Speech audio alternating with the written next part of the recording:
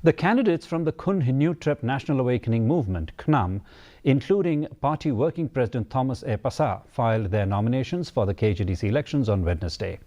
Pasa, who is contesting from 18 Shillong West constituency, criticized the KHDC Executive Committee for its failure to deliver on the promises made under 6th schedule of the Constitution.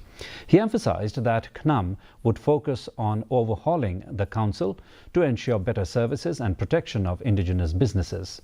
The party's agenda includes ensuring the effective implementation of tribal regulations and urging voters to elect candidates based on merit, not party affiliation.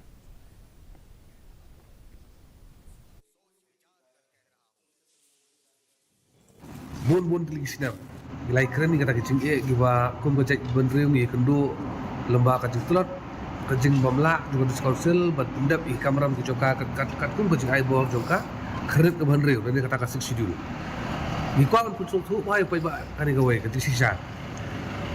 Kad di council dan kata kasih sidul ke dekat kenro ke khadc ke banyerai kecik benriu. Dan pai ba kim so kata lada kani ke kenro ke Khnam. Kalau sulting kalau kacik mak up, ndai yai ar ndai ya kacik menteri hi kum situluk borok kawai. Dia nak kalian kejongi ki candidate ki bangila ya officially la notify, ki bala approve dekat party.